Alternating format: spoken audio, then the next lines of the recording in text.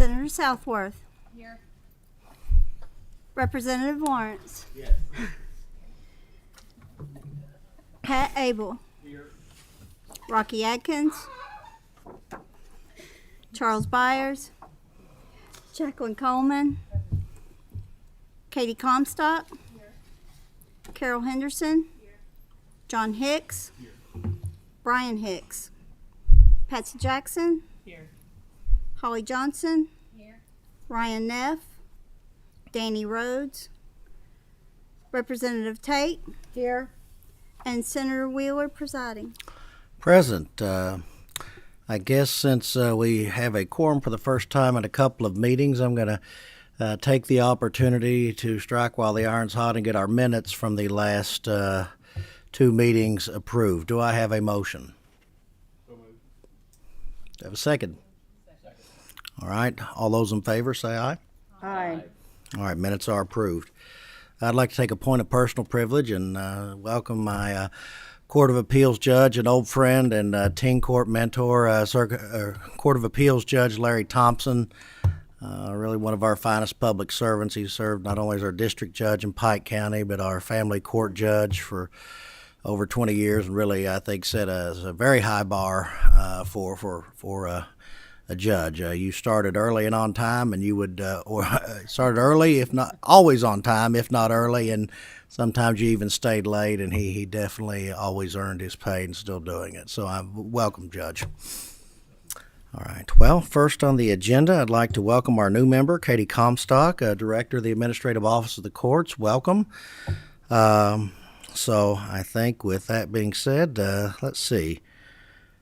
Informational items, we have the follow-up to the July 20th, 2023 board member questions in your packet, as well as the amended capital plans, if you'd like to review those items. And I guess we can begin with the, I guess first on the agenda is the post-secondary capital project review for the Council on Post-Secondary Education. If you'd like to approach, and please identify yourselves.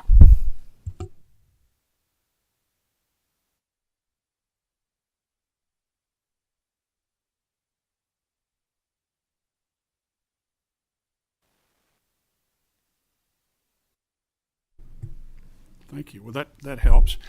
Good afternoon. I'm Bill Payne, Vice President of Finance for the Council on Post-Secondary Education. My name is Sean McKiernan. I'm Executive Director of Finance and Budget at the Council on Post-Secondary Education. And my name is Doyle Fristney. I'm a Senior Fellow at the Council on Post-Secondary Education. All right, gentlemen, welcome. You may proceed. As you can see by the title page on our presentation, we're here to talk about the capital investment priorities for the post-secondary education system for the upcoming biennium 2024-2026. In terms of our agenda for today, Sean is going to lead off and provide you with some background information concerning the drivers of facilities need for the post-secondary education system. He's also going to share some trend data on asset preservation need and state investment over the past 10 to 12 years to address that need. I'm going to follow him and provide some information about the Council's biennial budget recommendation. I will say it's very much still a draft at this point. We need to finalize that recommendation with campus presidents and CBOs, and then it has to be approved by our council. And you'll see a little bit more about that process in a moment. But we are going to provide you with some information regarding funding components and request amounts that we know about to this point in time. This board asked CPE to identify the highest priority capital projects for the system for the upcoming biennium. And as you'll see, asset preservation projects are the highest priority for the system. And then lastly, Doyle's going to provide some information about information technology projects. Every 2 years, you ask CPE staff to review and evaluate campus submitted information technology projects, and we have done that. So that's what's on the agenda for today, and I'm going to turn it over to Sean. Just by way of background, a reminder that the footprint of public post-secondary education in Kentucky consists of 8 public universities, 16 community and technical colleges under KCTCS, the Kentucky Community Technical College System. Together, there's over 28 million square feet of education and general space on our campuses that serves over 30,000 faculty and staff, and more importantly, over 196,000 students. Historically, growth in enrollment and in research have driven the need for facilities in the Commonwealth. You can see in 1999, there were about 25,000 full-time equivalent students at KCTCS. That number today is upwards of 40,000, or a 63% increase. Likewise, undergraduate full-time equivalent students, 71,800 in 1999, and that's grown about 8% in the last 22 years. Graduate students at our public institutions have grown about 50% over that period.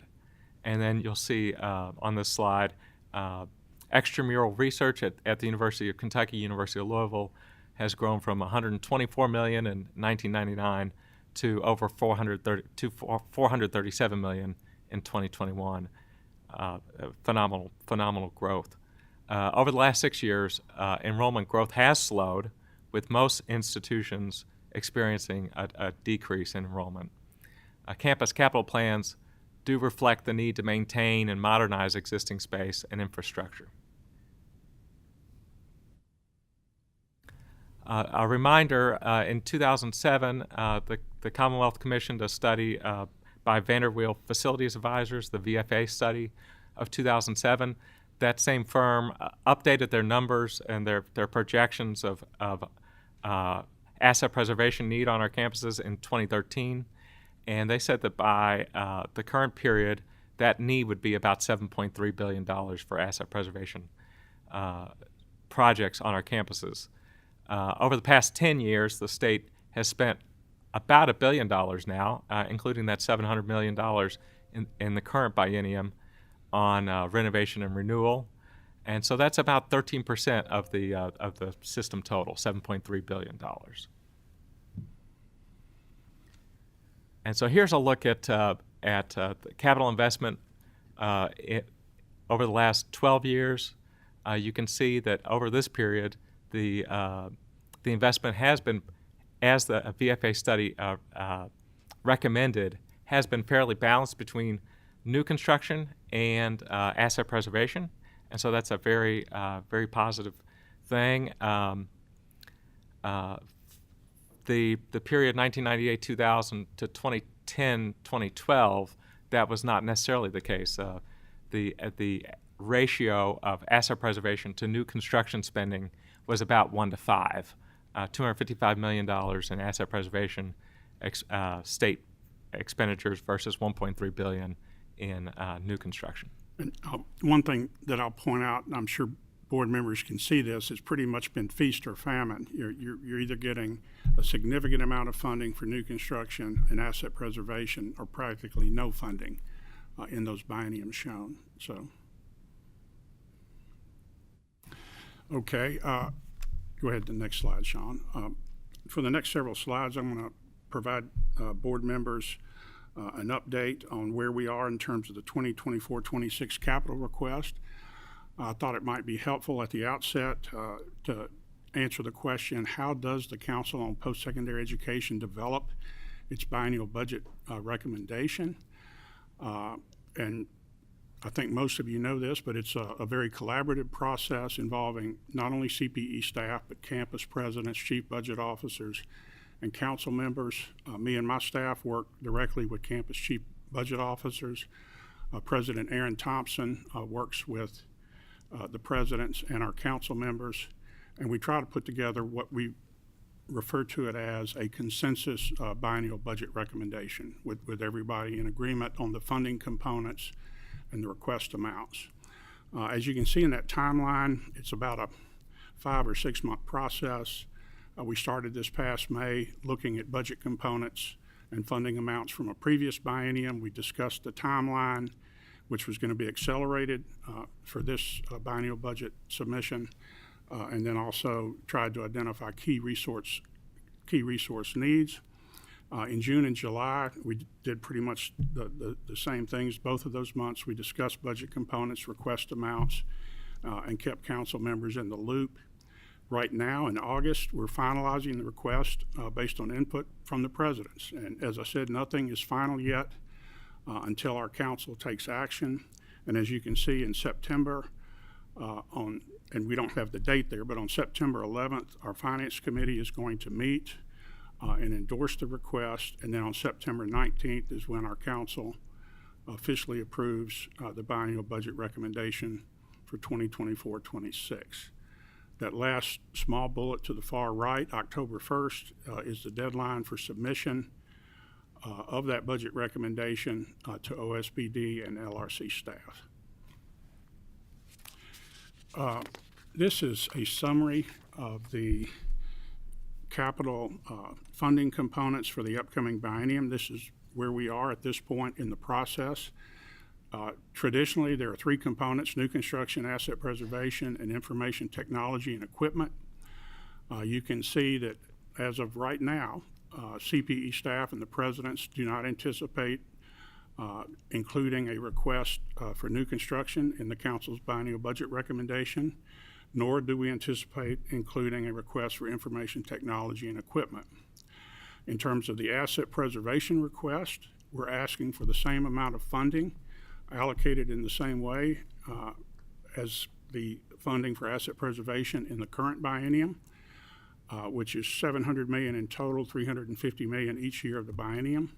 And then we've got a new funding component there: construction cost increases, $162.4 million, all in the first year of the biennium. And as you can see in the footnote there, that's based on the estimated increase in construction cost on individual capital projects authorized for the current biennium. That's 2022-24, and you'll see that in detail in a minute.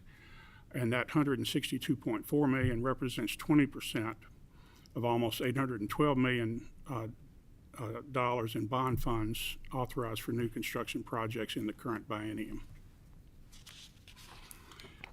So just quickly, I'm going to go through each one of those components. In terms of new construction, I've already said that CPE staff is not planning to include a request for new construction in the biennial budget recommendation. But similar to what we've done the past two bienniums, campus officials will be free to propose funding for new projects to policymakers and advocate for that new and expanded space outside of the council's budget recommendation. The rationale for that is the same as it's been the past two bienniums. We know that some of our institutions have legitimate needs for added new construction facility space, but we really want to emphasize the importance of renovating and renewing existing facilities. We're looking at that $7.3 billion asset preservation need, and we're only 13% of the way there. Primarily because of the $700 million that the General Assembly appropriated for the current biennium. Thank you very much on behalf of CPE staff and the institutions for that current biennium appropriation. But we need several more installments like that. Next slide, Sean. In terms of the construction cost increases request, as I said a moment ago, it's $162.4 million. In bond funds, and those dollars will help the institutions offset cost increases on individual capital projects authorized in the current biennium. Just to provide you with some statistics, according to Caldwell Banker, construction costs have increased by 11.5% in 2021, 14.1% in 2022, and are expected to increase by 5.4% in 2023.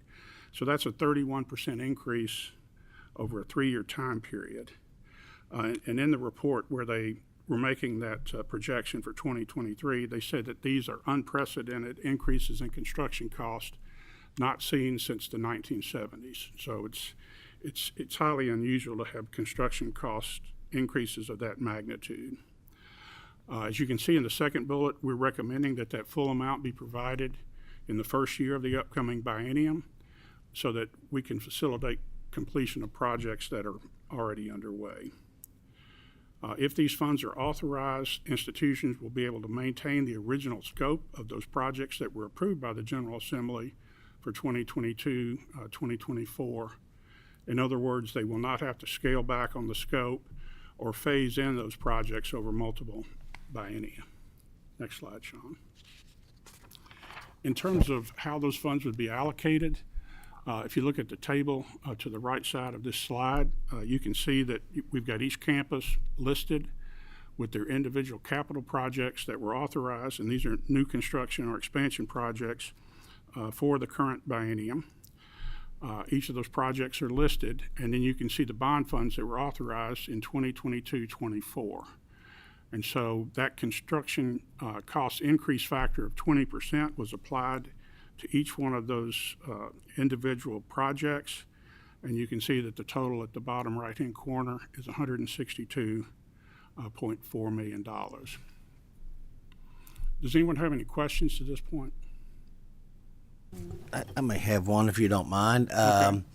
The $7.3 billion, I mean, if you were to divide that up over the university system, would the bulk of that be the University of Kentucky, or where exactly would or is this spread fairly evenly over all the university systems? Well, obviously, the institutions that have a larger facilities footprint in terms of their E&G space would have a larger need, and UK is one of those institutions. Among the comprehensive institutions, Murray State University has proportionately more square footage than some of the other comprehensives on a per FTE basis. So it is heavily skewed toward the two research institutions, and then, of course, different comprehensive institutions have different proportions of that square footage, but you'll see that in just a moment. Okay. Yeah, that's on an upcoming slide. I guess I could have started there, but anyway. So in terms of asset preservation, we are requesting $700 million to finance renovation and renewal projects in the upcoming biennium. If those funds are authorized, that would be the second installment of $700 million to address that $7.3 billion system total need. We're doing something a little different for this upcoming biennium. CPE staff is recommending that the asset preservation pool funding be provided without any required institutional match. That's something that's different from what we've done the past 2 or 3 bienniums. And I'll give you an example. Last biennium, we recommended 50 cents on the dollar match. So the institutions would have to put up 50 cents for every dollar that the state authorized in asset preservation pool funding. Now, State Budget Director Hicks knows this, but in the governor's executive budget for 2022-24, they took the council's recommendation of the 50% match, and they lowered it to 30% match required by the 2 research institutions and a 15% match from the comprehensive institutions and KCTCS. That was in recognition that a number of the institutions were telling not only the state budget director and the governor, but members of the General Assembly, hey, CPE is being too restrictive here, requiring that 50% match. A number of our comprehensive institutions were saying we're not going to be able to meet that level of match. And so, rightfully so, the governor's budget reduced what we had recommended down to that 30% level and the 15% level for the research institutions and the comps and KCTCS respectively. But what we're hearing this time around is that many of our institutions are saying if there's any required match, that they will not be able to draw down those funds. And so the consensus was reached among campus presidents, CBOs, and CPE staff that our recommendation for this upcoming biennium is to have no required institutional match. That obviously will allow the institutions more flexibility in terms of the timing of when they can access those funds and put them to use. And we think it'll speed up the process in terms of them being able to draw down those funds without having to either issue agency bonds or get contributions from private sources to provide that match. If I could stop you there, maybe ask a question for a second. I mean, and I get that, but I mean, I just did a quick Google and looked on Wikipedia, and for example, the University of Kentucky is sitting on a nearly $1.8 million endowment. And, essentially they're asking a pretty hefty contribution with no institutional match from the taxpayer. Why can't, and I don't know about the other, they were listed, I think, as one of the top 30 in the United States. So why are they not in a position to contribute some towards the upkeep of their campus facilities? I'm not saying that the University of Kentucky is not in a position to come forward with some matching funds.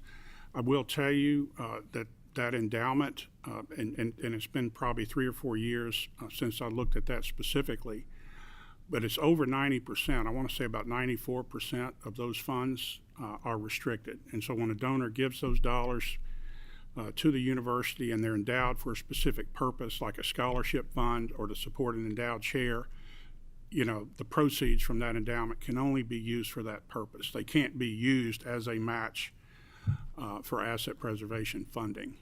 And CPE staff, we had some discussion internally about, well, do we want to say a 15% match for UK and U of L and 0% match for all of the other institutions?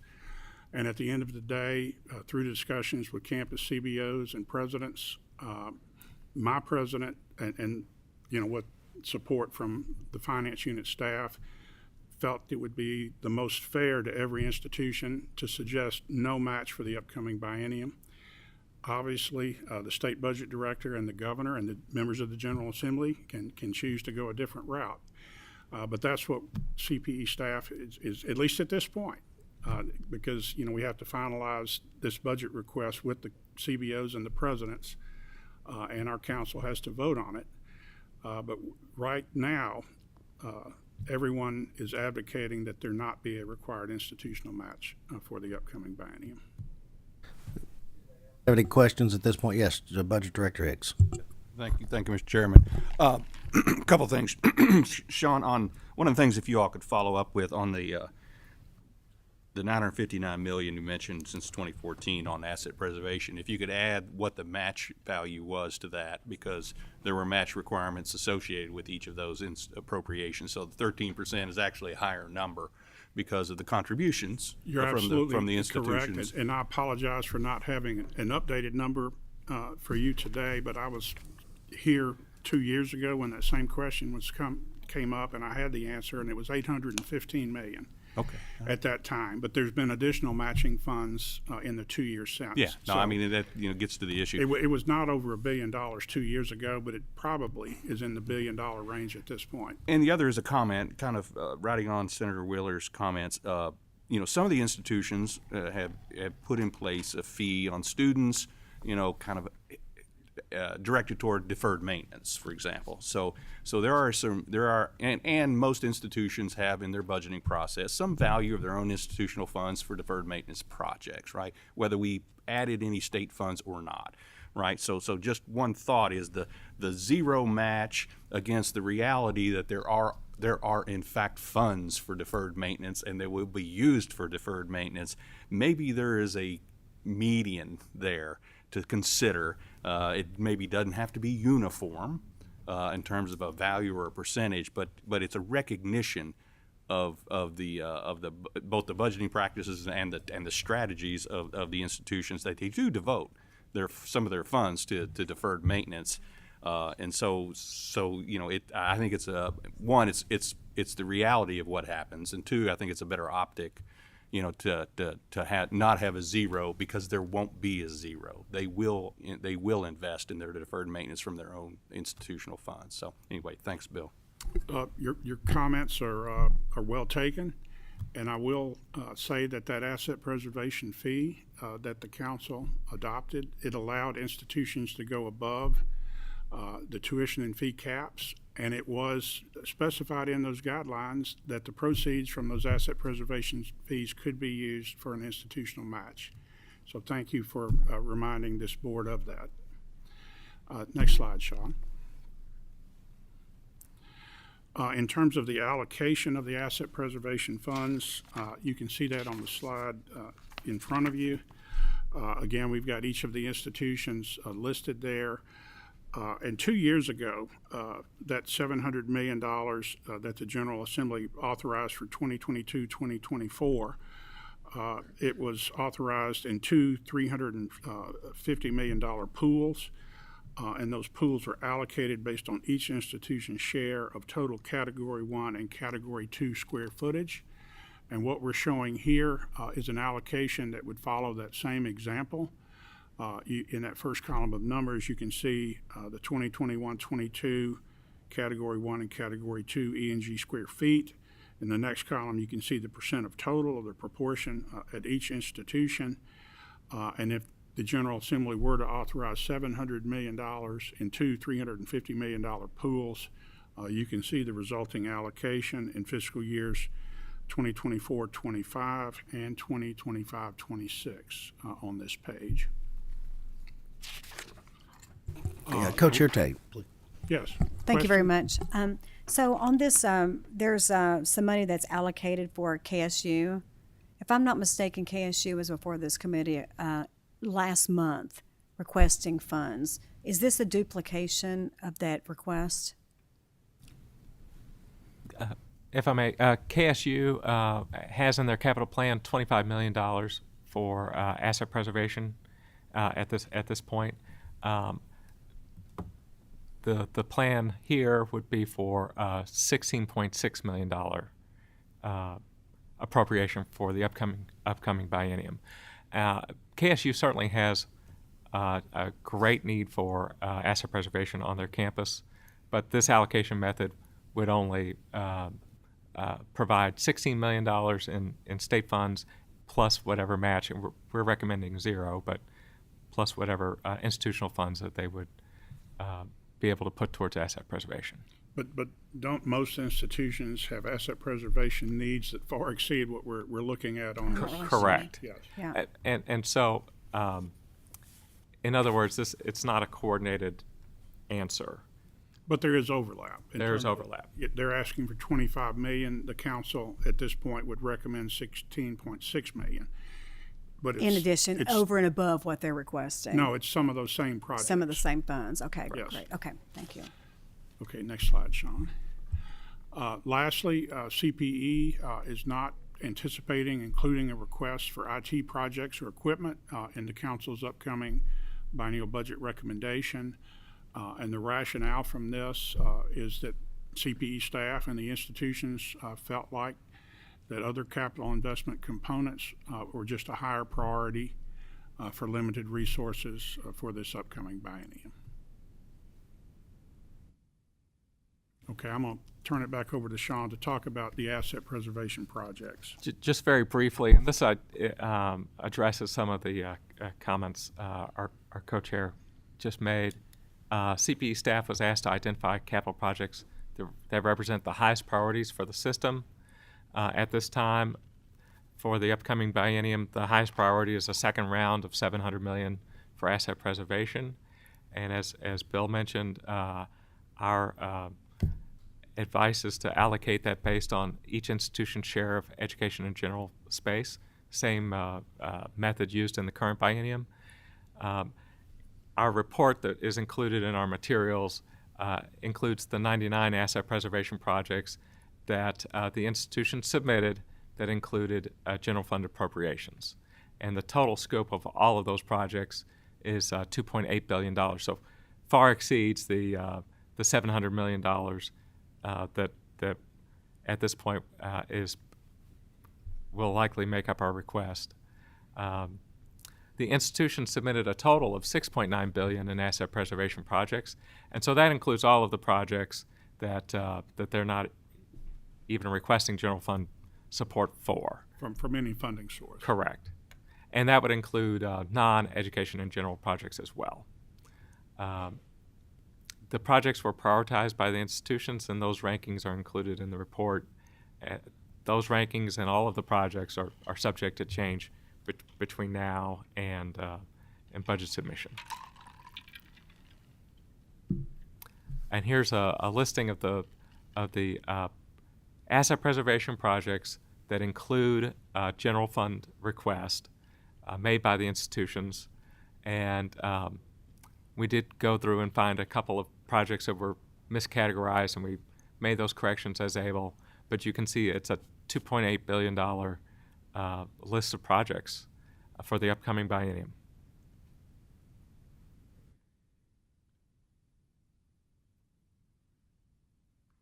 And at this point, hand it over to Doyle, talk about information technology projects. The CPE staff was asked to evaluate the information technology projects at each of the universities. In all, there were 35 projects submitted by the 8 public universities, and all of the projects were typical projects that you would expect from the universities. They were either systems, applications, or networking projects. As a matter of fact, my background started out, John, in 1984 at the University of Kentucky. So I have been doing this for a long time, and I might say that it ends next Wednesday at CPE. But it's very, it's been a wonderful run. It's been a great journey, but the universities have been doing a wonderful job in applying the resources that each of you have been able to approve over the years. And I have seen such a significant growth at each of the universities and such a wonderful application that the students have been able to use in applying these resources to their education. And I just wish you could see the growth that I was been able to see in how students use technology resources and how it's changed the learning process at each of the universities. I'm sure you've seen it either in your children or your grandchildren. But when I first started working with technology, it was a tool. And now it's just something that a student expects, and it's not a tool anymore. It's just a process that they apply that becomes a part of them growing and preparing themselves for a career. And it's such an exciting thing that takes place in the university. But anyway, back to the goal today. Each of the projects at the universities were deemed high value. There were 35 projects submitted, and there were 31 university projects and 4 for the UK hospital. Next. Some universities requested general funds, but most of the universities requested their university agency funds for their projects. We had an internal review for these projects, and each of the universities passed what we consider a reasonable use for their projects. What we're asking this year is that 5% of the asset preservation funds possibly be used for information technology projects. And all of these projects are listed in your materials. And this is the scale that we use to rate the projects. And as you can see, all of the projects were based on or were evaluated high value projects. At this point, I'd like to say that there may have been a mistake in the capital planning system, probably user error that indicated a $3 million project for the upcoming biennium for CPE. I will go into the system and correct that mistake. We did not have any projects for the upcoming biennium or the upcoming 6-year period at CPE. We had several smaller projects that we plan to move forward with some of our agency resources and some of our operating resources.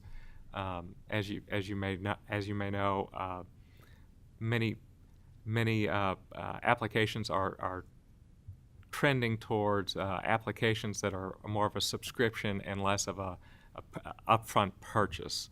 So, but we did want to give you an update on the project that was funded in the current biennium. Doyle? Yeah. one of the projects that you were able to fund was an upgrade to our statewide higher education network. We historically have had two higher education networks, one that supported the community colleges. It was a 1 gig network. Both of these networks were networks that Windstream, we leased networks from Windstream. The other one was the public networks. It was a 10 gig network. And might I say, we are in the process, we're almost completed upgrading these networks to the Kentucky Wired network infrastructure. The KCTCS network went from a 1 gig network to a 10 gig network, a 10-fold increase in their infrastructure. The public universities went from a 10 gig infrastructure to a 40 gig infrastructure. And not only did we increase the speeds of the network, but we have access to internet too, which is where most of the public universities in the United States access a lot of higher education resources. Historically, we've had one access point to that network, and now we have two. What this means is we have a significant increase in the robustness of the network because of the infrastructure built into the Kentucky Wired network. We have tremendous redundancy. And because we have two access points, and because of everything that's happening in the world of technology, and especially if you think about what's happening today with generative artificial intelligence and how that's transforming healthcare and how that's transforming the business world, and when you stop to think how that's going to transform higher education, the infrastructure for the future is there for the students in Kentucky's public universities. And you've been able to help us make this happen with this $1 million grant. We appreciate that. That concludes our slide presentation. Are there any questions? Yes, Co-Chair Tate has a question. Thank you. So first of all, Dr. Frisky, I want to express my appreciation for your many years of service for the Commonwealth of Kentucky and your dedication. Boy, it's been a joy, and if I could live another 100 years, I'd do it in higher education. Well, I certainly want you to enjoy your retirement, and thank you for that. Thank you very much. The question that I have is actually, I think you addressed this, and it was on the previous slide, slide 22, and you talked about, but most propose the use of institutional resources. Can you just elaborate on that? What does institutional resources mean? I can tell you that because I did it at the University of Kentucky for 35 years. Sure. Basically, what we do is we look for fund balances within the university. Many times there are departmental fund balances, and a department wants to put in an application for that particular department. Or it could be at points in time, the university itself collects fund balances across the university, and they possibly want to upgrade a campus-wide network, or possibly maybe want to put in a new learning management system.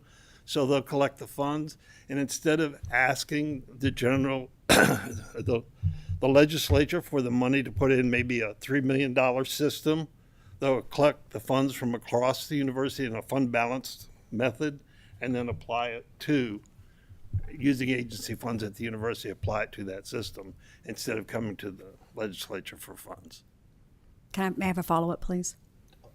Absolutely. Thank you. So within that, I'm making the assumption that whenever there's the shared resources, that each one of those, when you move that money around, that it's actually within the approved criteria to be able to do that. Absolutely. Okay. So it's not like we're mixing pots and moving money into where it's not approved criteria. Okay. Great. Thank you. Good. Thank you. Okay. Senator Southworth. Thank you, Mr. Chairman. I think I have two questions. Proceed. My first question, I'm on slide number 18. It says that your report has 99 asset preservation projects, which is the $2.8 billion worth of projects, although the institution submitted a total of $6.9 billion in projects. And earlier, as well as last year, and I'm not sure for how long we've been talking about this $7.3 billion scope of renovations. I know 7.3 is an old number, and I know we've had mass inflation, so I don't think it's even relevant to bring up, but now we're talking about 6.9. So can you update us on kind of where we at and how much is this real footprint? I'm going to let Sean answer this question, but State Budget Director Hicks addressed this somewhat when he asked, to this point over that 12-year period in the graph that Sean showed on a previous slide, what was the amount of institutional resources that were used to match the state funding? And he made the point, rightfully so, that you take, that $815 million and add it to the, was it $959 million, Sean? Add it to the $959 that was contributed by the state, and that is used to address that $7.3 billion number. We just keep using the 7.3 because that was the starting point for trying to address that need. And you're absolutely correct. With increases in construction costs, especially, topping potentially 30% over a 3-year period, that $7.3 billion number has gone way up. That was projected to be in 2021-22. And so we're 2 years behind that now with additional increases in construction cost. But we can provide you with an updated number. We would have to get VFA to come in and do an update for us, and I'm not sure what that would end up costing the council. It's not inexpensive. But at any rate, we would need for them to come in and provide an update to their cost projections, and then we would have to use the calculations that State Budget Director Hicks was talking about, and then back out institution contributions and state funding over the past 10 to 12 years to get to that exact number. And I think Sean had a...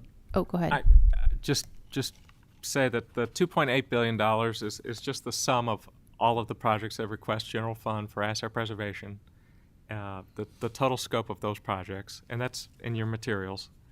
And this is just a subset of all of the asset preservation projects that were requested for the biennium. And we know that institutions won't be able to do all of these projects in a 2-year period, but by their nature, they might have to do this one and that one and the other one and this one over here and that one too. They just don't know if they are able to address it this biennium or next, and so you're always going to have a larger total than you would reasonably be able to accomplish. And the $6.9 billion, Sean, correct me if I'm wrong, but that is the total project cost from any funding source. Correct. And that includes the $2.8 billion. Correct. Yeah. Okay, thank you. And I guess that almost was where my brain was going. I can appreciate the $7 billion study at a certain point in time, but I know that's not that helpful to us today. And one of the reasons is kind of my other question. We talked about with the universities last month, and this happens all the time, but one in particular said, well, we were looking at renovating, but now we've decided maybe we're going to just rip it all down, do a new construction. And, the obvious question is, while this whole thing's being ripped down and new construction, that's a large time frame. So obviously it's not being used at all during that time frame. So there's some kind of a backup plan for continuing the educational functions that it was serving. On top of the fact that we have a major shift in both the online and remote learning, whether certain classes, parts of all classes, all different types of remote options.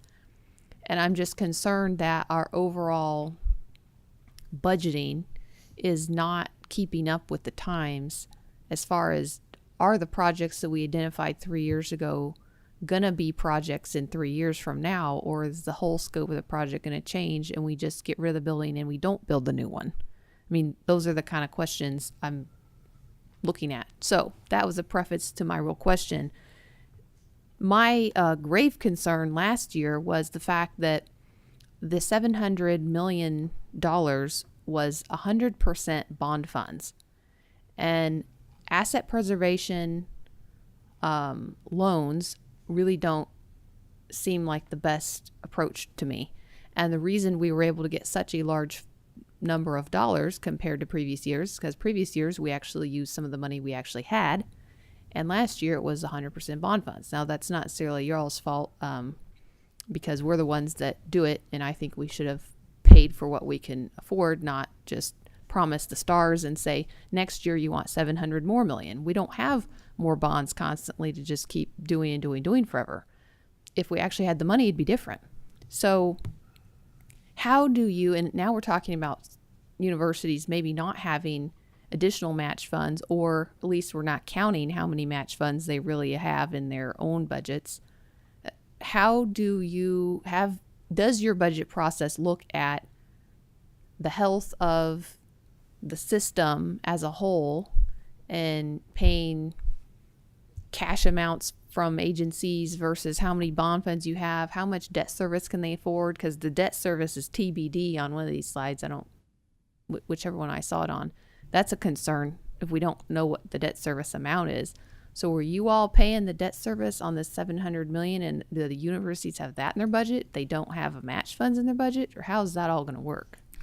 Well, in the first place, the General Assembly can determine whether to authorize bond funds or use cash, if they have it, to fund these types of projects. The summary slide that you're talking about, the debt service is to be determined, because we don't know at this point whether the General Assembly would choose to cash fund or use bond funds for these projects. But also because we reach out to the Finance Cabinet and they provide us with those debt service numbers. And that's something that we do at the end, toward the end of the budget development process. But to answer your question about how the bond funds were paid for in the current biennium, that debt service shows up in the regular appropriation of the institutions in the first biennium that those bond funds are authorized. But then those debt service payments are transferred to the Finance Cabinet, so they're no longer housed at the university level. But the state pays the debt service on those, state-funded portion of those bonds. Now, if the institution issues agency bonds, obviously they've got to pay the debt service. And your question is a very valid one. What is the extent of debt at the institutional level, and at what point do they hit a limit and can't afford to issue any further agency bonds, and that factors into this idea about saying let's don't have a required match, because interest rates are fairly high at this point, as you may know. I mean, mortgage rates are up 7.5% or higher now, and so this is not an opportune time for the institutions to be thinking about issuing agency bonds to meet those matching requirements. But our job as a council is to identify resource needs. We have an unbelievable amount of need for asset preservation funding, and we want to communicate that to this board and other members of the General Assembly and to the state budget director and the governor. But it's up to you guys to determine how much of that, if any, to fund, and what the source of funding would be. Would it be debt financing, or would it be cash? So does that answer your question? Yes, I appreciate it. Thank you. I'm for the cash. Ms. Jackson, I have one. Did you have I know Did that you have one? We do have a little bit of a budget surplus. What is it running, State Budget Director Hicks?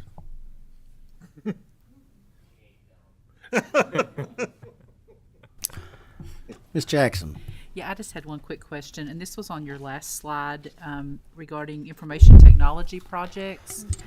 I would just like to ask, is this funding going to make or break whether or not additional colleges are added into the Kentucky Wired network. For example, I think there were 9 of the community colleges that were added. I don't know if any have been added since, but will they be able to be added to the Kentucky Wired fund without? All of the KCTCS schools and all of the current public universities have the funding to be in the new network. No one will be left out. Anyone else? I think Chair Tate had one further question. Thank you. So I was thinking about along the same lines of the IT projects, and I don't think I've ever seen a budget that didn't request IT money, especially considering that we know the life expectancy of equipment and how quickly it becomes obsolete. And I was thinking about the same thing when we talked about the KSU and how there was some duplication of money. So is there any duplication of money or any other place within our budget that those IT funds would be requested? And I'm looking back to the capital IT projects. And within that, I see where there was actually money for education in the labor cabinet.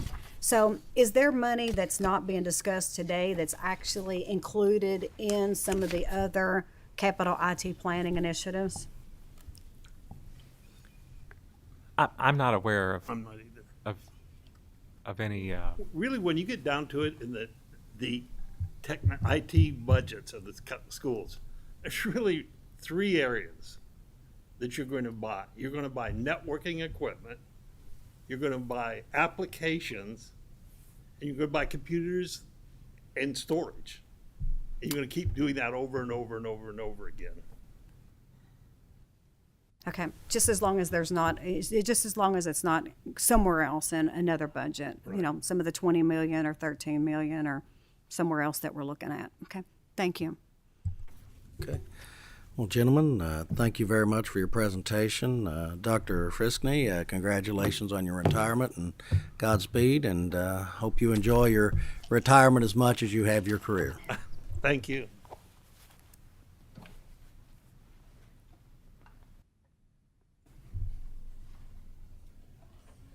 We have the Kentucky Court of Justice. Please approach and identify yourselves for the record.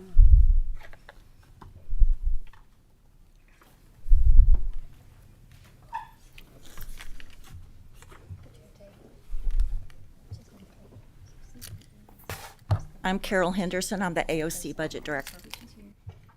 I'm Jenny Lafferty. I'm the AOC Director of Finance and Administration. Ladies, welcome. You may begin at your pleasure. We don't have a PowerPoint because we only have 2 projects in the capital plan that we are requesting. Oh, wow. The first one is Owsley County, a new building, a new courthouse for the Owsley County. In the capital plan, it's a 20,000 square foot building for $28 million. And the way it works for projects for counties, they bond. The General Assembly authorized the project, and then the funding for the debt service that the AOC pays, is deferred until the next biennium. So for Owsley County, we are requesting that the project be authorized, but there will be no funding needed until the to the next biennium, not 24-26, but the 26-28 biennium. Jenny, do you want to talk about how Owsley County got on the list? Sure. So KRS 26A.160 requires the Administrative Office of the Courts to make periodic assessments of all the court facilities across the Commonwealth. And we have just this last year completed an assessment of all the 37 court facilities that have not been authorized for either a renovation or a capital construction project by the General Assembly. That was completed by an independent third-party architectural company, GRW Inc.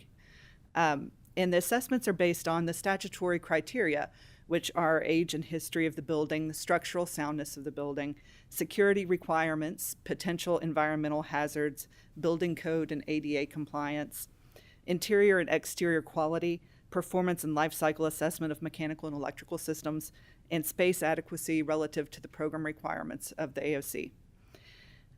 So based on that list, each county has been assigned a score going from 0 to 100, with 100 being the most excellent condition, like new condition that completely meets the needs of the courts. So on that list, Owsley County is the lowest scored or the highest ranked, meaning it has a critical need for a court project. It was ranked at 31.97, which means it critically needs a project. It has poor plumbing systems. The HVAC is in poor condition. Electrical systems are in poor condition. Security is a major concern.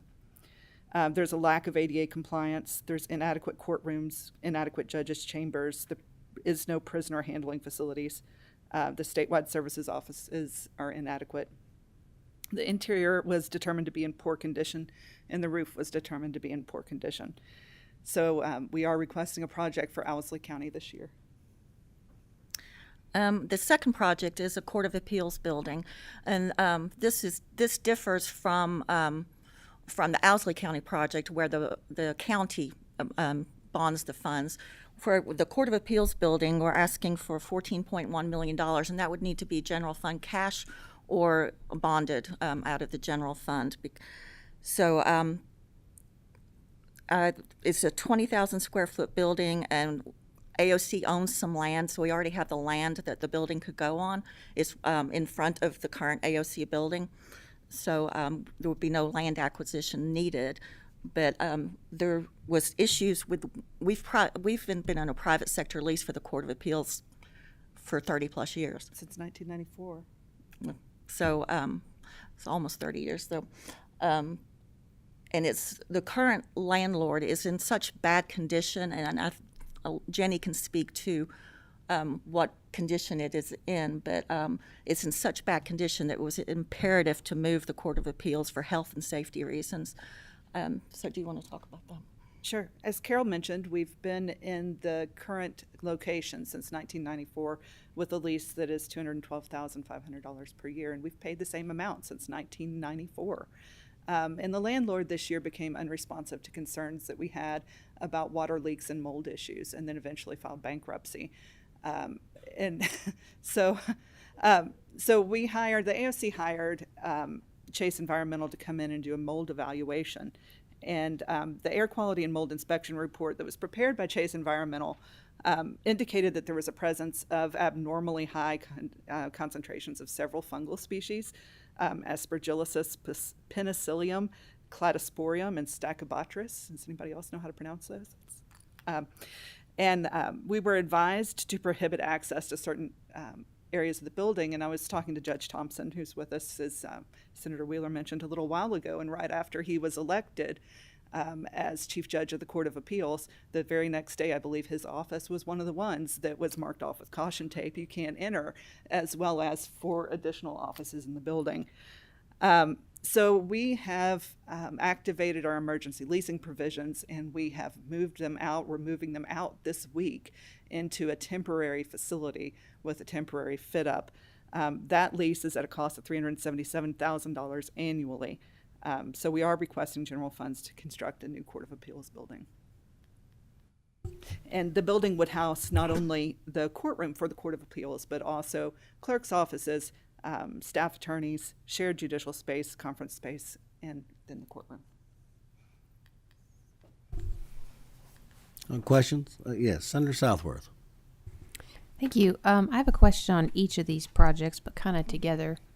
To clarify, the new Court of Appeals building, is that going to be on current property we already own? Or so we're not correct. Okay, so we're just constructing a new building. Right, it's vacant land that's adjacent to where the AOC building currently is. Okay, that very nice.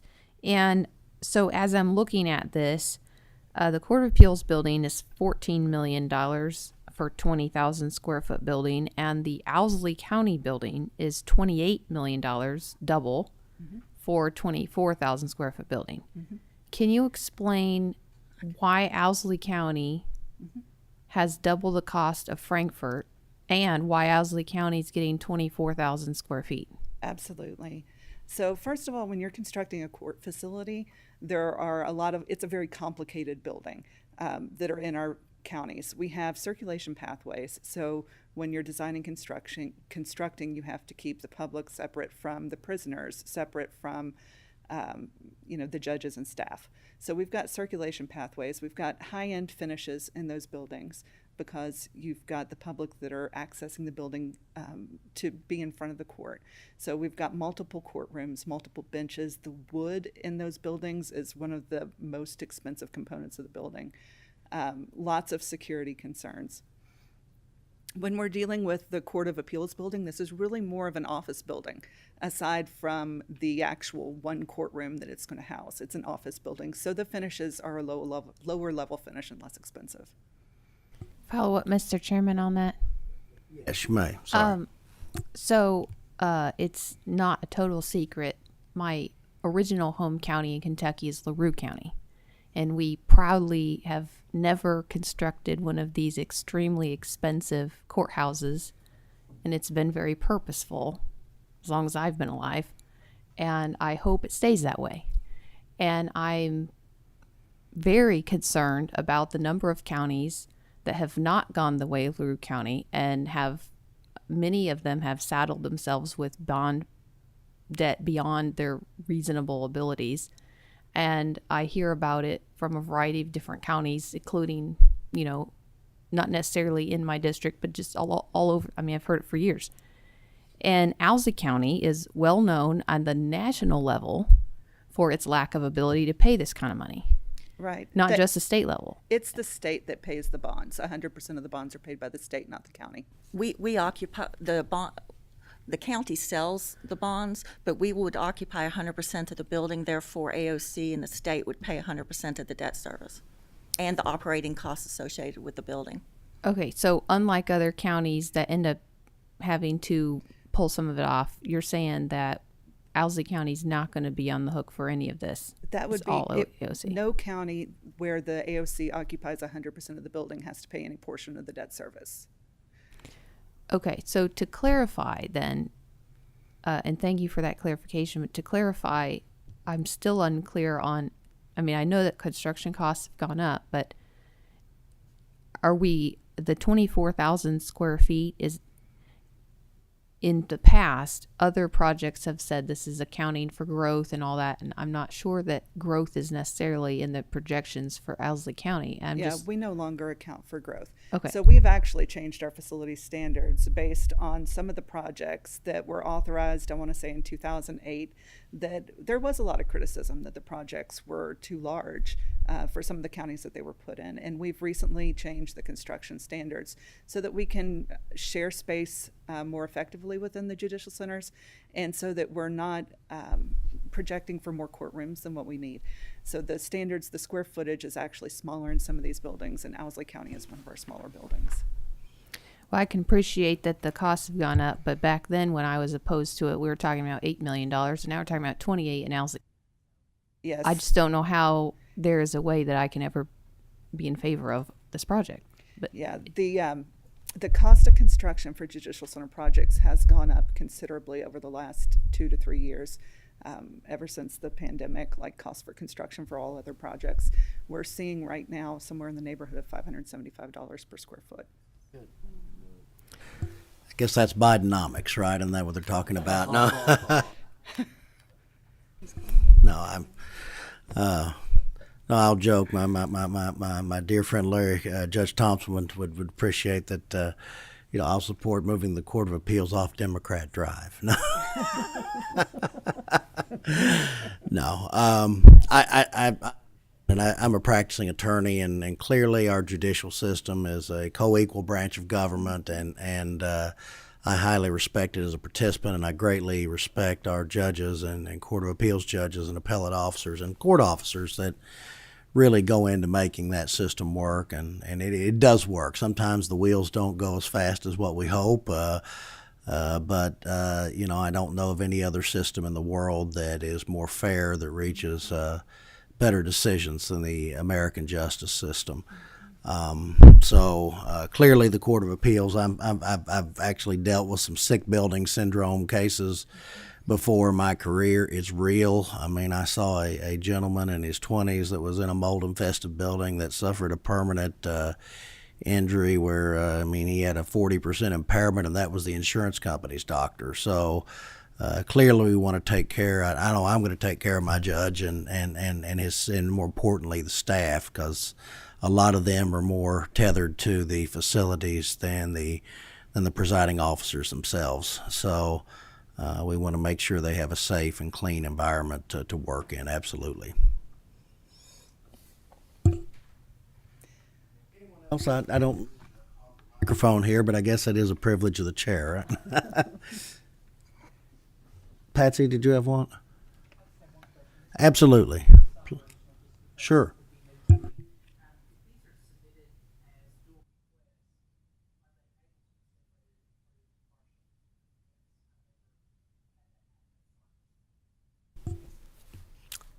That would probably be I'm assuming we can fund whatever we want to in the budget, so I don't know why we wouldn't be able to. So I guess I might have a question as to the Owsley County facility. Is it just a judicial center, or does it also include a jail, or is it? No, it's just a judicial It center. would be a standalone. Okay, judicial center. because I know Pike County's, I think, it's about 60,000 square feet, and I know when it was built and about 10 years ago, I think it was maybe around 30 million. The judge would probably know It was, yeah. better than I. So, I mean, that is amazing how much, that's almost a 300% increase in costs. That's flabbergasting, frankly. It has been, yes. Anyone else? Ladies, thank you for appearing before us here today, and thank you for. Oh, did you have one, William? No. Oh, okay. Thank you for appearing for us today. Thank you for this information and presentation. So. Okay, Thank you all. Okay. Next, we have the Cabinet for Economic Development. Ms. Smith.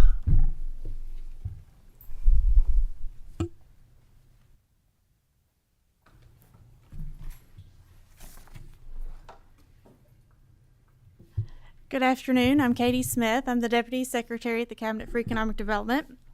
Thank you for giving us the opportunity today to present our capital plan request to you.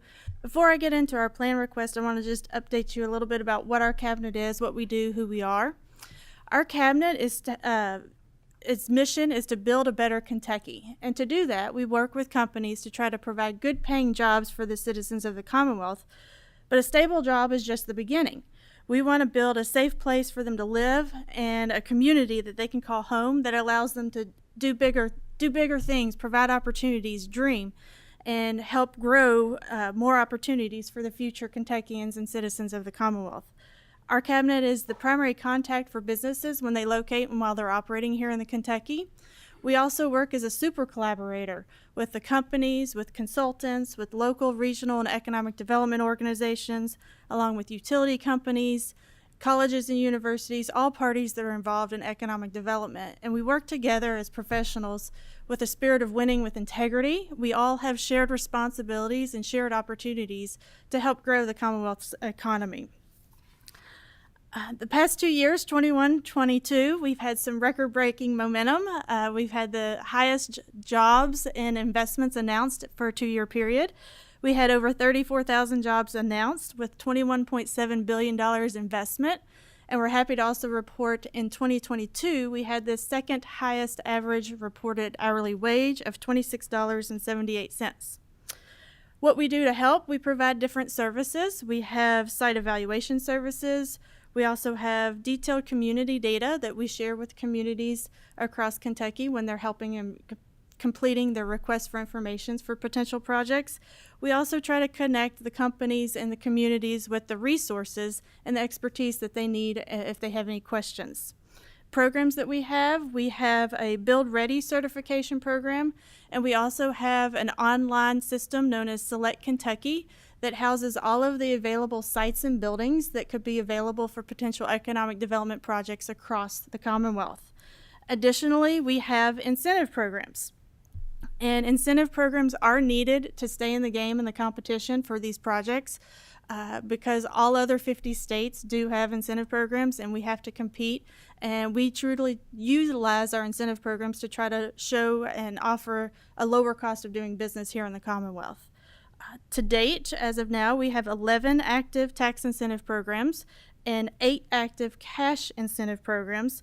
All of our incentive programs are performance-based, and currently we have over 1,100 projects that are being monitored for compliance. I do want to thank the governor and the legislature for their leadership in creating one of our more recently created cash programs. It is the Kentucky Product Development Initiative. It was created during the 2022 session and it was funded with $100 million of general fund dollars. And that program assists community with infrastructure projects to help build up our inventory of sites and buildings across Kentucky for those projects that may have the potential of a future economic development project to locate there. And there's an independent site selection consultant that evaluates and helps recommend and score those projects for the benefit of a future economic development project. I also want to point out that under our Economic Development Fund program, we ran a pilot product development initiative program from 2019 to 2022.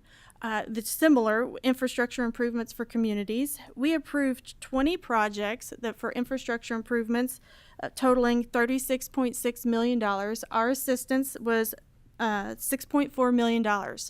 And to date, we're happy to report that companies have announced projects at 10 of those locations with an estimated investment of over $4 billion and the creation of over 3,500 jobs. So now in to our capital plan request. Our plan request is to increase the funds that we have for 3 of our cash programs that we use for our incentive programs. They are our Kentucky Economic Development Finance Authority Grant and Loan Program, as well as our high-tech construction and investment pool programs, and our Economic Development Fund program that I previously mentioned. Under these programs, projects are awarded as funding is either a forgivable loan, a grant, or a regular loan. And again, all programs are performance-based. We have job requirements, wage requirements, and investment requirements. How the process works is we have project managers that work with potential projects to see if they're eligible. They'll do their due diligence and see if it's a company that is eligible for the program and as if somebody is the right fit for Kentucky. They'll go through an application process under all 3 of the programs. We'll negotiate a potential incentive, and we'll also negotiate those job, wage, and investment requirements. Additionally, if the funds are upfront disbursement of funds, we will also negotiate collateral requirements for those loans. Prior to approval, under the high-tech investment and construction pool programs, all projects are required statutorily to be recommended for approval by the Executive Director of the Office of Entrepreneurship and Innovation. And under the Economic Development Fund program, statutorily before requesting approval, they are required to be recommended for approval by the Cabinet for Economic Development Secretary and concurred upon by the Secretary of the Finance and Administration Cabinet. And then we can proceed on through approval. All projects are approved by the Kentucky Economic Development Finance Authority. Additionally, under our Economic Development Fund program, there's 2 other approvals. Those projects are presented and approved by the State Property and Buildings Commission, as well as the Capital Projects and Bond Oversight Committee. Additionally, for the high-tech pool projects that are approved over $1 million, they're required to be reported to the Capital Projects and Bond Oversight Committee. And then after approval, all projects are monitored for compliance to make sure that they meet the requirements that they've spelled out in their incentive agreements. For any incentive agreements that have an upfront disbursement, if they fail to meet the requirements, then they're required to pay back a portion of the grant as outlined in the agreement. If it's a disbursement based on performance-based, then we will reduce the disbursement for failure to meet those requirements. Since 2005, the General Assembly has authorized a total of over $190 million for these 3 cash programs, and projects have been committed, approved, and dispersed from each of these authorizations, and approximately $42 million was available for us to use for potential projects at the time that we submitted our capital plan. So we are requesting a total of $72 million over the next biennium, which is $24 million for each program over each of those 3 programs. Over the life of each of these programs, many Kentucky companies have received funding assistance to either locate a new facility or expand existing operations here in Kentucky, and the future of each of these programs is critical to continue the success that we've been having. Other states do have privatized funds. We do want to point that out, and large pools of cash that are hard to compete with. And sometimes we need to just be able to prove that we have these cash funds, these cash programs available, even at the beginning stages, to even be considered for a potential project in Kentucky. Additionally, other states aren't shy, and they will speak negatively about Kentucky if we don't have cash available. So we just ask that we could have the flexibility to work with these potential projects to develop the most efficient incentive packages necessary to keep the momentum going and the successes that we've been having. We respectfully request thank you for your consideration, and we're happy to take any questions that you may have. Senator Southworth. Thank you. I recall last year we were talking about most of the cash had been depleted and we needed to put money in.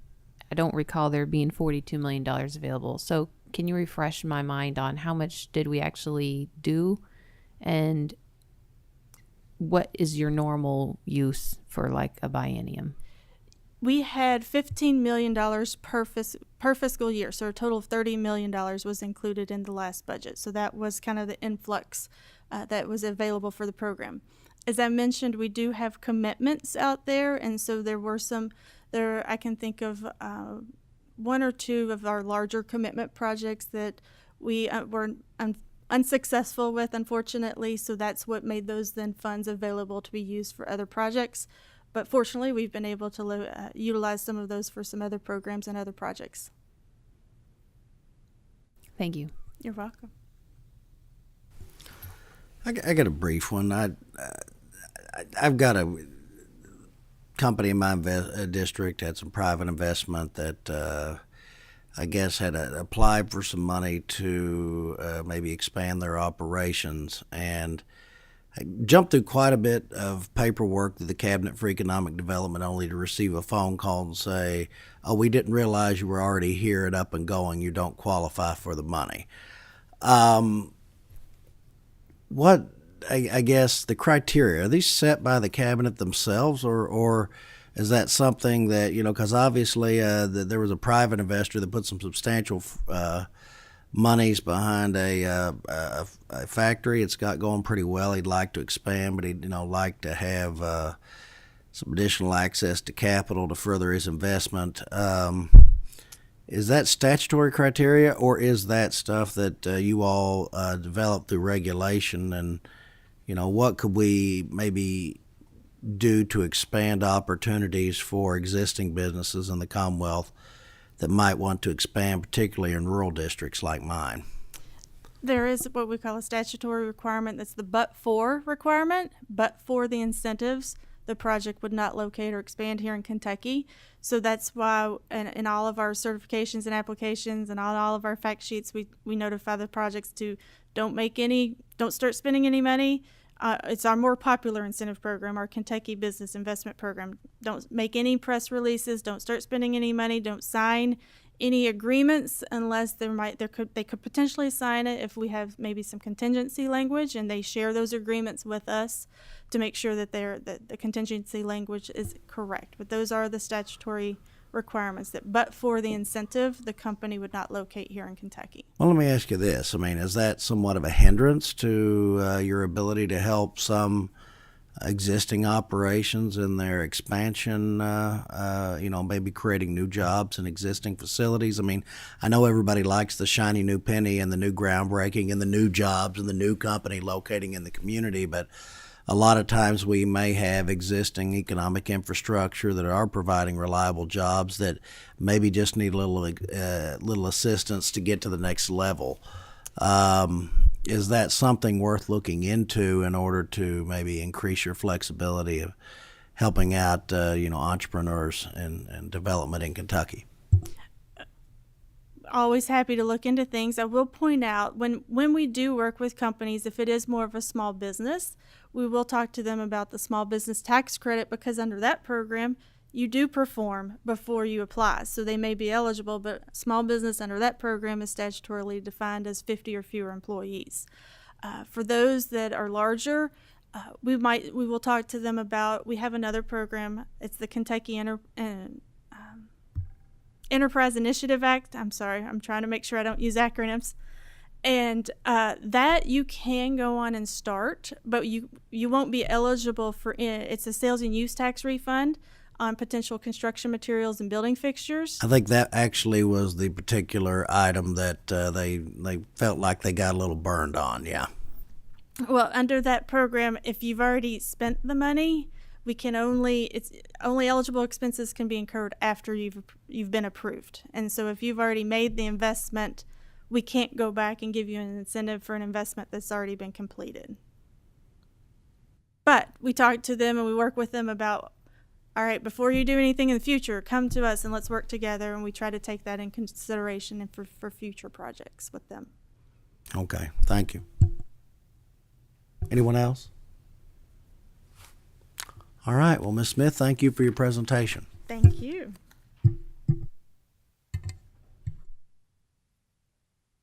I guess last, but certainly not least, we have the Department of Local Government. And I actually have to adjourn to do something in my full-time job rather than my part-time job, so I'm going to turn the remainder of the meeting over to Representative Tate.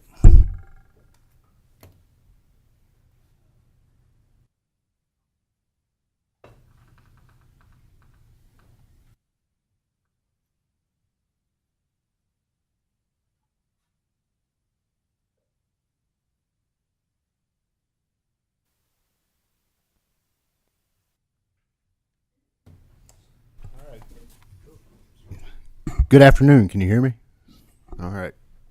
My name is Aaron Jones. I am the branch manager with the Office of State Grants for the Department for Local Government. Thank you, Madam Chair, and to the board for allowing me to be here and share information about the local match participation program that is administered by DLG, and I'm confident that all the local communities across the Commonwealth appreciate it as well. I'll start by saying that I had originally planned just going by the capital agency report that we had submitted and reading the statement, and then the more I thought about it, I thought, you know what, I should probably put a PowerPoint together to give you all something a little more tangible to look at, because this capital project is a little unique compared to some of the other projects that were presented on today, mainly being because it's not necessarily a project, it's a fund. And if funded, it results in many more projects.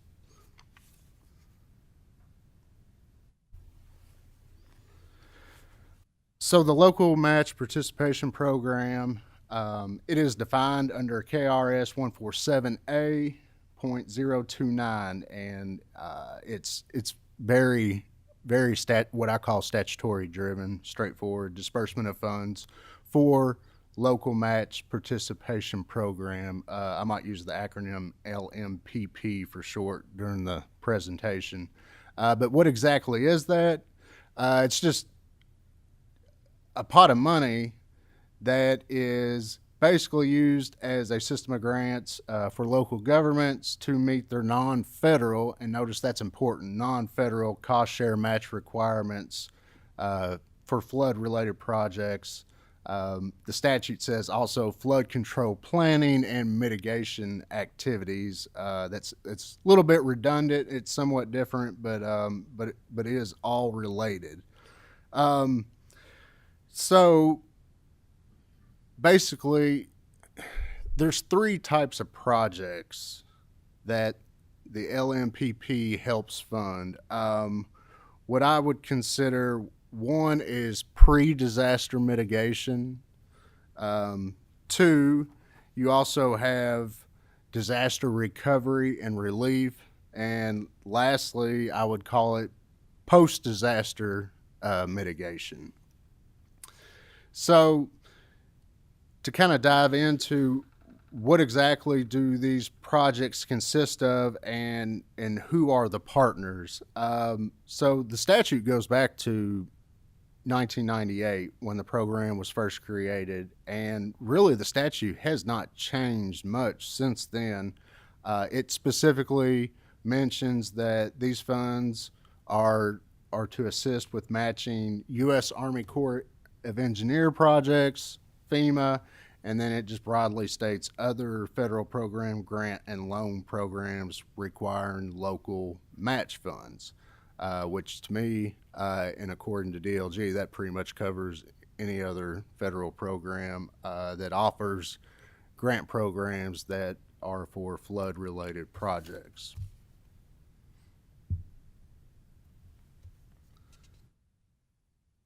So types of projects, I won't go through the list, but you kind of break them down into structural and non-structural.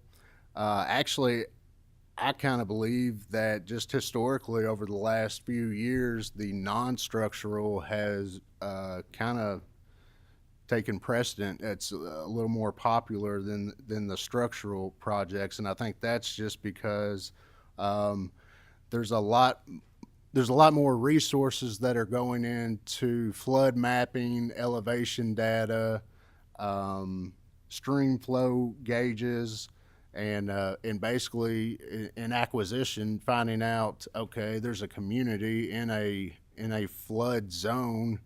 You can't change the weather. It's going to rain. We're going to have storm events, significant storm events, as you can tell over the last few years. So maybe the only option is to relocate these residents and these businesses. Also, if you notice under structural, you'll see the last one there, disaster recovery with infrastructure and public facilities. There's obviously been a lot of that in the last year or two across the Commonwealth.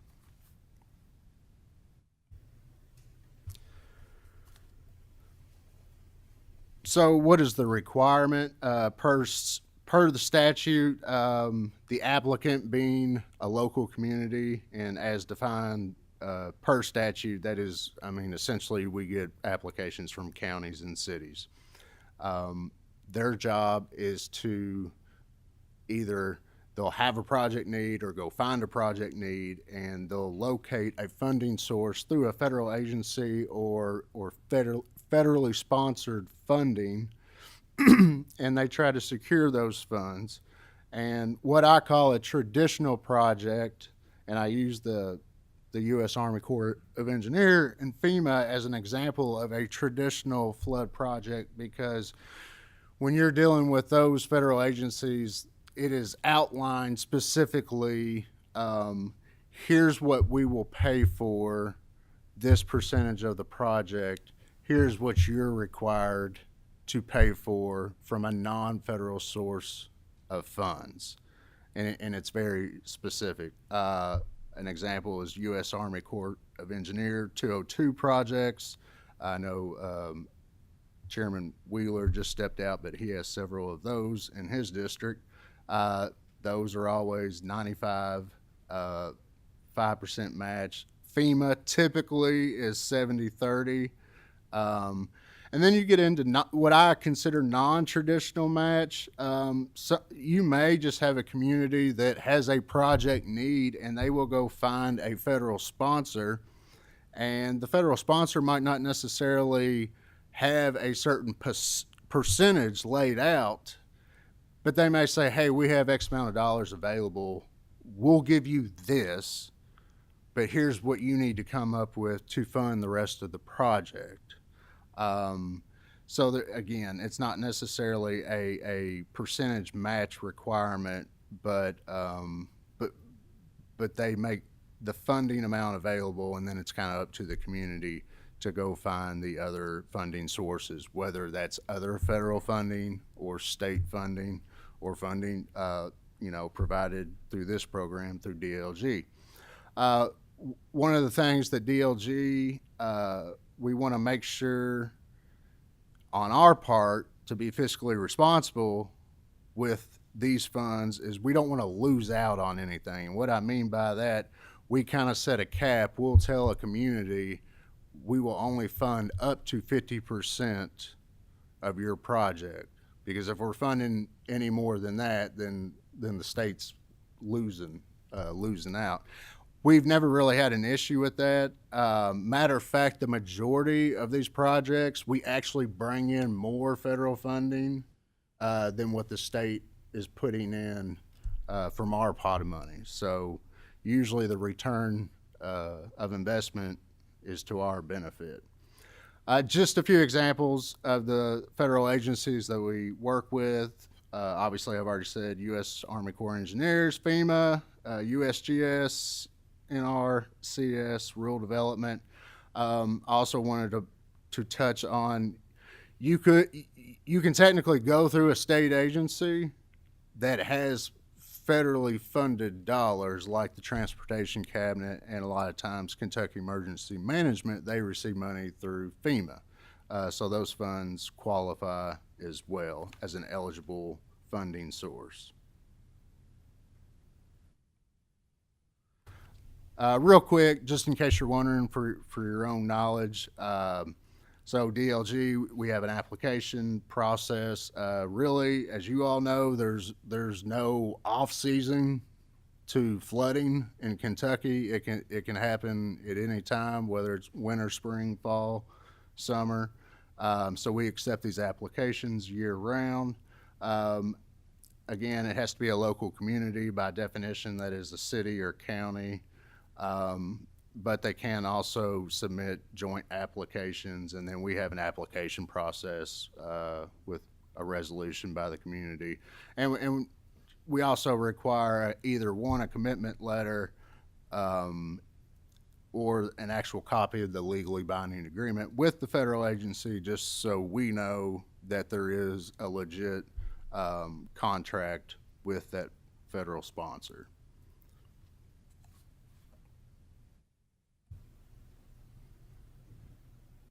So over the last couple years, for fiscal year 22 and 23, we have approximately about 30 projects. Now, due to time constraints, I didn't want to put all 30 projects on here, but I wanted to add these. These are really significant, in my opinion. These were projects that we assisted with, mostly counties. City of Paintsville's there on the bottom. And the numbers on the left is what DLG provided through this program. The numbers highlighted on the right, and I highlighted that just so you could see that's the federal funding that we brought in by providing the non-federal funding through LMPP. So again, I'm kind of touching on the majority of these projects. We have a good return of investment because we're bringing in more money than we're putting at the project. And this is, I want to point this out, and this is really important to these communities. I know I have Boyd, Carter, Elliott, Johnson, Lawrence, Morgan. You know, I know if I have any Western Kentucky folks, it looks a little biased, but part of the reason why is because just the majority of flooding happens in Eastern Kentucky, just due to the landscape. But we do have projects in Central and Western Kentucky. But I wanted to point out that you'll see that where it says DR 4428, and you'll see DR 4540, and then DR 4595. Those are just codes given by the Presidential Disaster Declaration. Those go back. The 4428 is from 2019. 4540 is from 2020, and 4595 is a flood event in 2021. We didn't even fund these projects until fiscal year 22.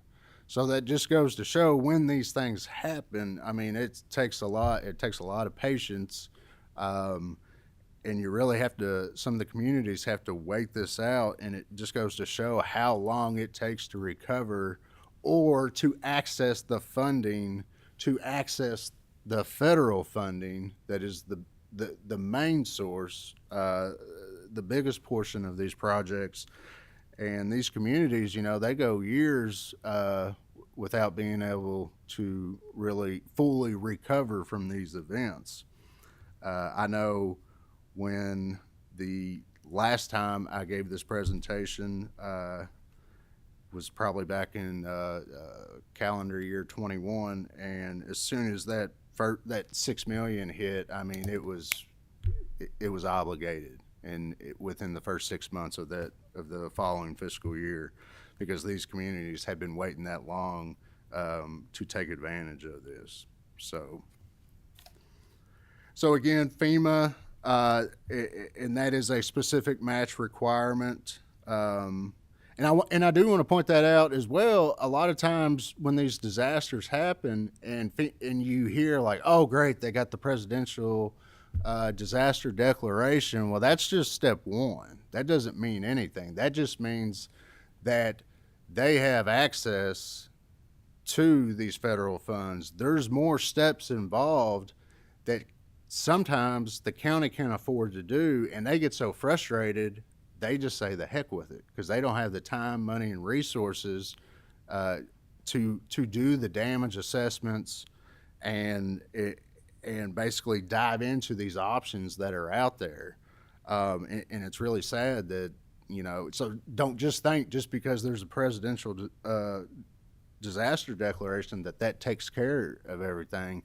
Eventually FEMA comes in and will fund as much as they can, and then there's a time threshold where they say, okay, now you, the local community, if you want us to continue to do this, you have to put some skin in the game. And then that's when they stop, because these communities don't have that non-federal, they can't afford it. They don't have the non-federal match.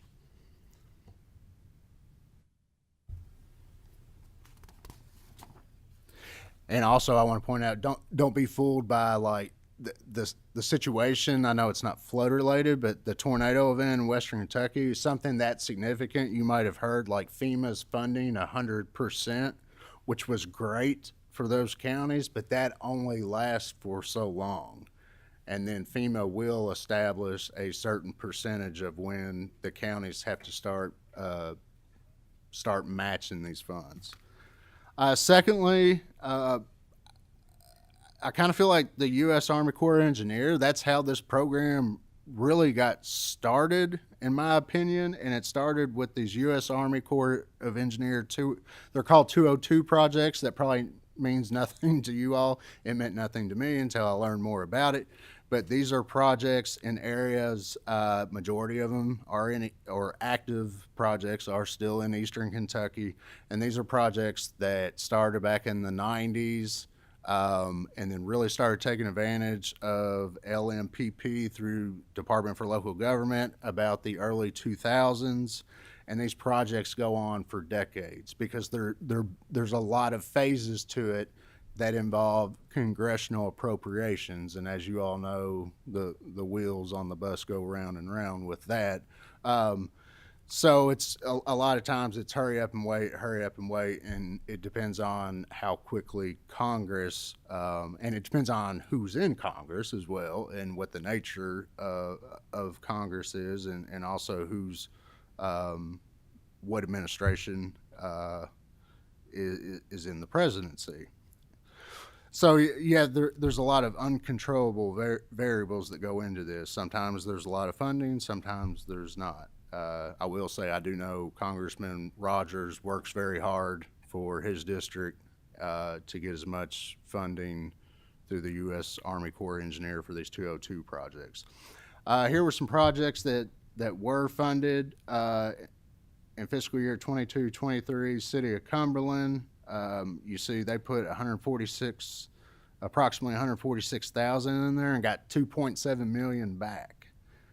Johnson County, they just started a 202 project. They're in the early stages. They put in approximately $140,000 of funding through LMPP and received almost $1.8 million back.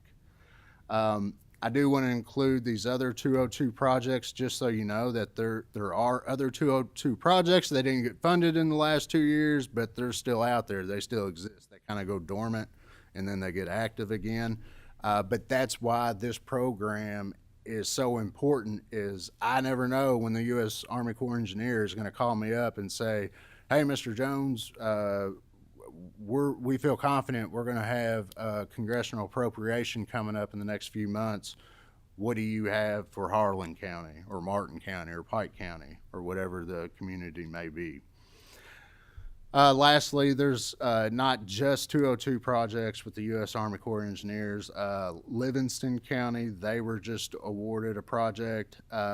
We helped them out with approximately 219,000, and they received 493,000 back. City of Beattyville, this was a real big project before the end of last calendar year.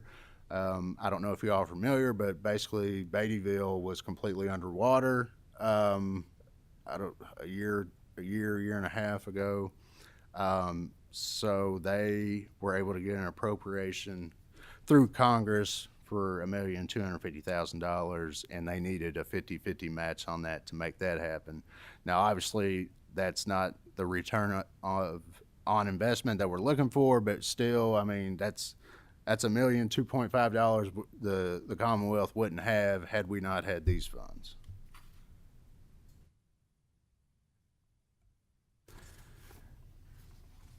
And then lastly, I wanted to give you all an example. It's not all just FEMA, and it's not all just the U.S. Army Corps of Engineers. This is kind of what I call a non-traditional project.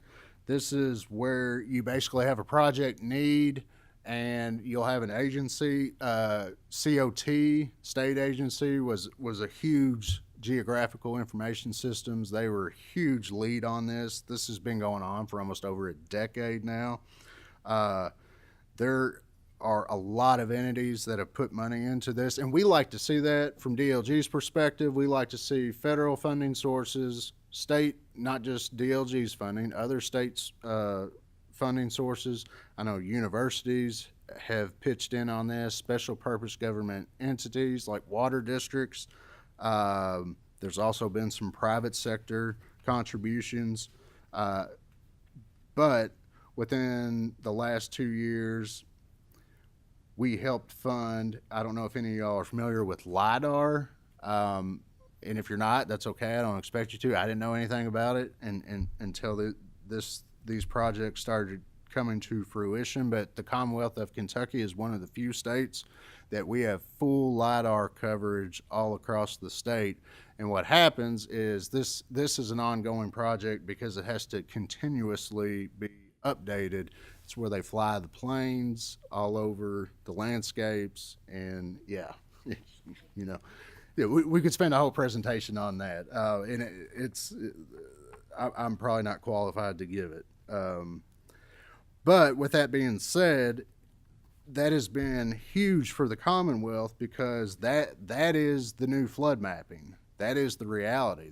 That is what's done now. It also helps with economic development for manufacturers, businesses looking for land acquisition, where they're going to locate their building structures. Banks, lenders, insurance companies use it. And then also search and rescue. I won't go into detail, but it was crazy. COT, they released on their website how much LIDAR was used during the Western Kentucky tornado recovery, and how helpful it was for them to be able to locate certain positions on the ground and where people might be. Real interesting stuff. But again, that is an example. The most recent projects, usually what we do, we take a lead applicant, like Hopkins County was one, Woodford County, and if you see all those counties that are listed in parentheses, they were all beneficiary counties. So it's not just the one applicant. And this is really good stuff because it's pretty much updated every year or every other year. But that's an example of what I call a non-traditional project, where there's not necessarily a specific percentage outlined or required, but when you have a lot of entities that come together to fund this, you know, good things can happen. And with that, that is the end of the presentation, and I'd be glad to take any questions. I'll do the best I can to answer, and if I don't know, I'll just tell you I don't know, and I'll find out for you.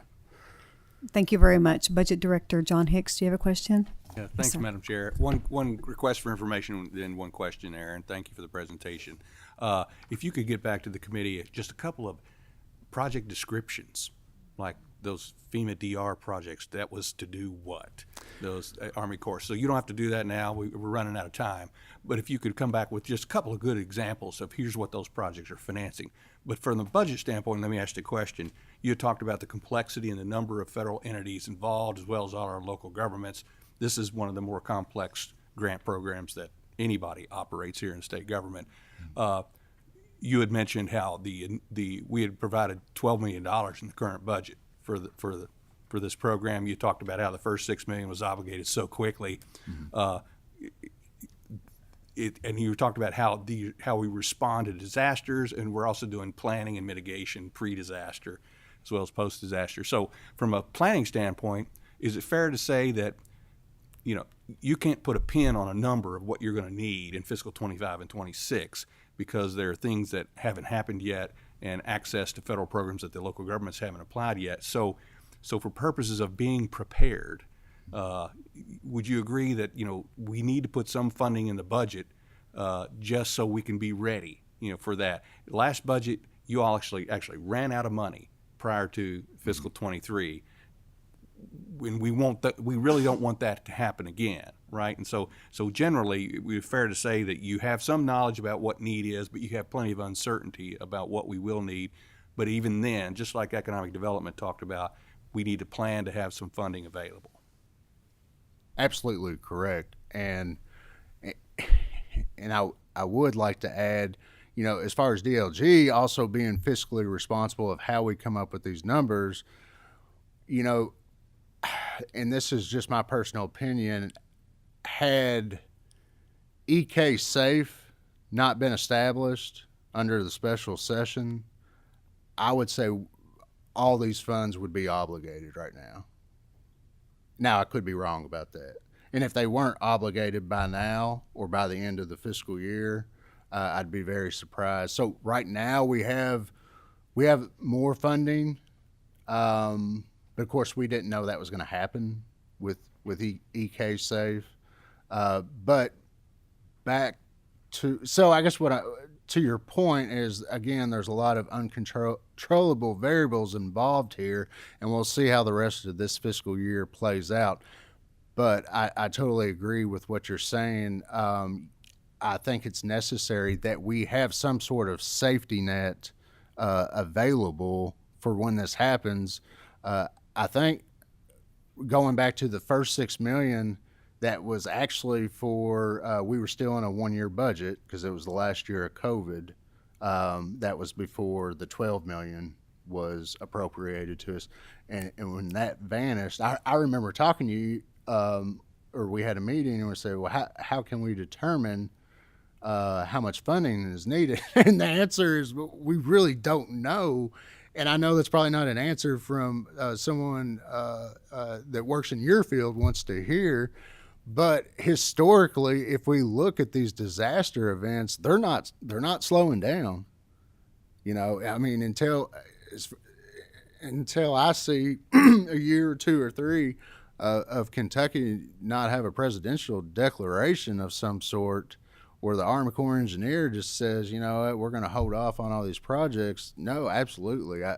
These funds need to be available consistently. And I feel like DLG should keep an eye on that. If for some reason the funds maybe aren't going out the door as quickly as we had planned on them doing that, maybe we can scale back our request for an upcoming biennium budget. But I think I'm agreeing with you.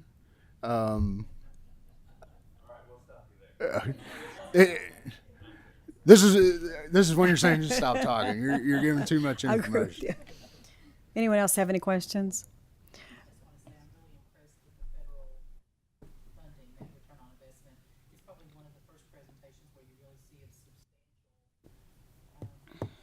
on investment. My only question really quickly would be with expenditure of funds. Is there a process in place, and you don't have to go in detail about it here today, but is there a process in place where there is evaluation of utilization of funds to say, was it simply just to fix this that's broken during this disaster, or combining your funds with the federal funds, you know, are there preventative things being developed where we don't arrive here again in this same community with this same kind of disaster? So you'll have to describe that. I'm just curious as to, do we have that kind of monitoring in place? Well, so We're not just repeatedly spending in the same place, you see what I'm saying? I'll give you the, you know, as time has went on, I've learned just enough about this to be dangerous. So, you know, I'm not an engineer, I'm not a scientist, I'm not a hydrologist, I'm not boots on the ground where the projects are taking place. One thing that does make me feel comfortable, and what I feel like should make you all feel comfortable and the taxpayers, is on the projects that are what I consider traditional, and FEMA requires X amount of dollars, or the U.S. Army Corps of Engineer requires X amount of dollars.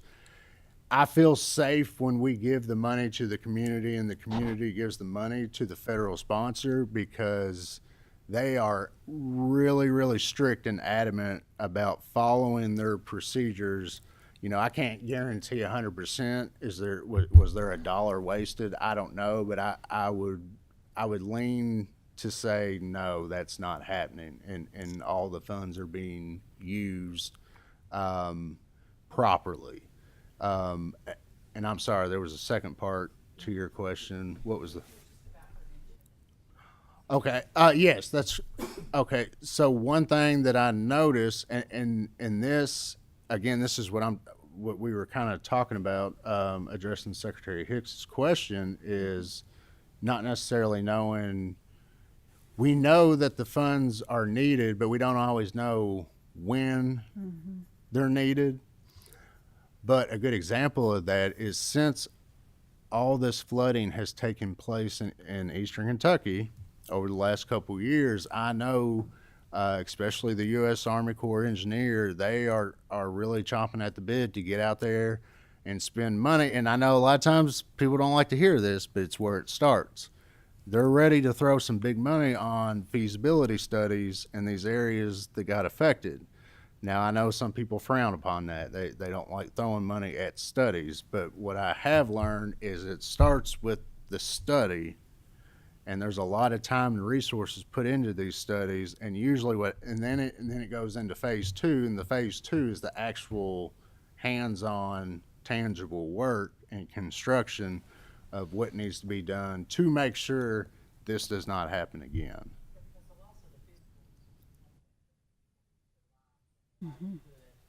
Right.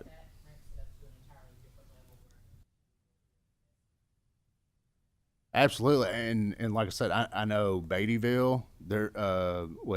They specifically got a line item from Congress to do Lee County, Beattyville, Johnson County, Paintsville. They have just started their own 202 project, and I think what has happened is, for the longest time in the flood mitigation world, you've heard these terms that I'm not an expert on, but I've heard them the more I've dealt with this program, of the 100-year flood, the 500-year flood. And most of the time you hear this and you think, well, it's not going to happen in my lifetime. Well, it's happening. And when you start to hear these residents or local officials say, I've lived here all my life, or I've lived here 50 years and I've never seen it rain like that in a matter of hours, that's something that needs to be taken note of, because now these things are happening. However you want to define it. I know there's some sensitivity on how we label the events that are happening, but they're happening. And now these communities are realizing, like, oh wow, do we need to relocate our whole town? I mean, I'm not saying that's the case, but.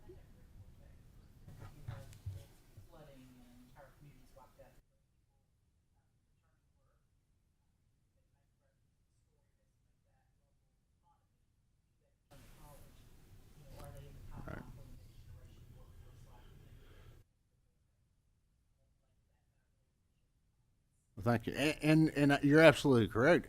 It's all in some way, one way or the other, it's all economic development related. And you say, well, how's that? Well, I say, if you can't sustain a community, if it's going to get wiped off the map every time there's a huge rain event, well, you're not going to have any economic development. No, who's going to want to come there?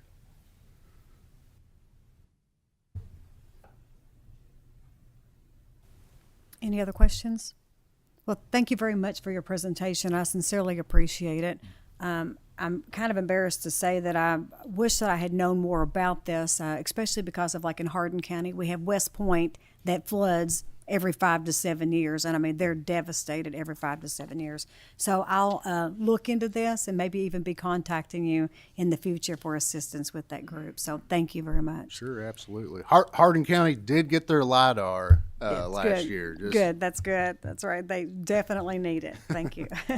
Any other questions? All right, great. Thank you. All right, so from a matter of business, our board staff is in preparation of scoring instructions and detailed project lists for board members to make their final capital project recommendations. Draft sections and planned contents of the 2024-2030 statewide capital improvement plan will be available for discussion at our upcoming September meeting, where we can publicly discuss metrics used and hold discussions regarding potential project recommendations. We ask that all project recommendations be shared with the board staff by Wednesday, September 20th, to provide ample time to finalize the draft capital plans for final vote and approval at our last October meeting. So that was Wednesday, September 20th. So our next meeting is scheduled for 1 p.m. on Wednesday, September 13th in this same meeting room. Do I have a motion to adjourn? And a second? All right, great. Thank you. All right. So, do we not have the scoring? You're gonna send the scoring? I'm gonna send that to you guys via email, probably the end of this week. Okay. Good deal. Thank you all.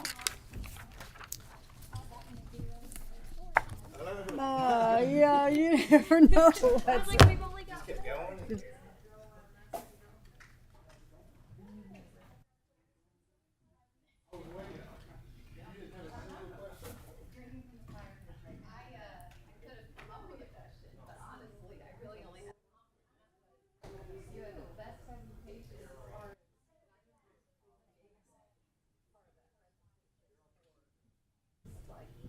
You were my audience the last time I did it, pretty much. Via Zoom. You cover everything. Like, do the 24 rooms. I remember that well because I wasn't even Burners Mill. I was just a kid. I do know your name, but honestly, I don't know your face.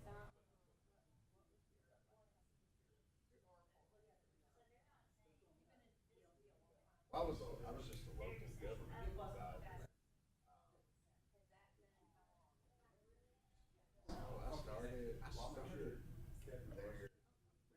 I started there right when but I was in the city ranch.